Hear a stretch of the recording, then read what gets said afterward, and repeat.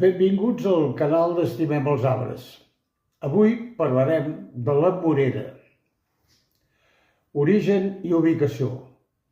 La morera és originària de l'Àsia Central i no va ser introduïda a Europa fins que en Jaume I d'Anglaterra va arribar al poder, ja que amb les seves conquestes les requisava dels monestirs, perquè eren els principals remeis contra les malalties.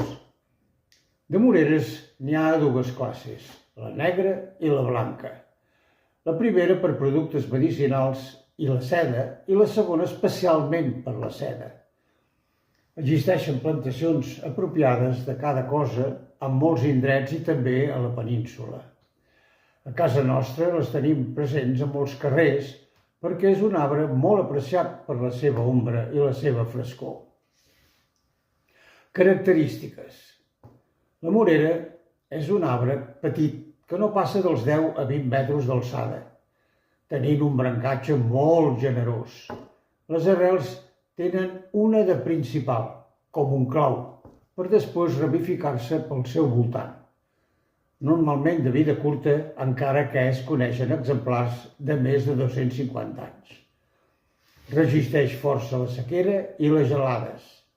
S'adapta en terrenys compactes de parcs i urbanitzacions i tolera tota mena de plagues i és poc inclinat a patir malalties. El fruit, l'escorça i l'arrel, també les fulles, tenen propietats farmacològiques i són utilitzades com a remeis tradicionals des de fa molt temps. Del fruit també se n'obtenen tints de color púrpura i de les fulles moltes tonalitats de verds, sempre com a usos purament industrials. Els coreans de les fulles en fan te. També es diu que en feien vi del fruit.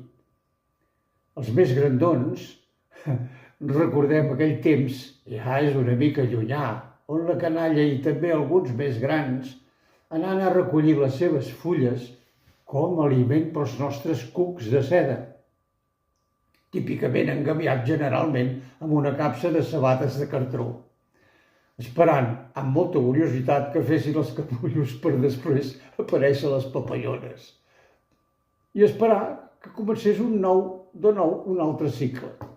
Certament era tot un esdeveniment cada any. Ara parlem de la fusta. La fusta de la morera és coneguda pel seu aspecte suau i aromàtic, també per la seva brillantor natural. I és qualificada de fusta més duradora i que té propietats de resistència als insectes i a la intempèrie.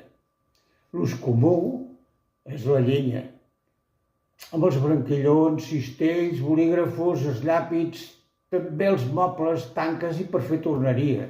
I en quant a la llenya, és perfecta per fer fogueres i cuinar, però millor per xemeneies a l'aire lliure, ja que fa espurnes molt dures i traïdores.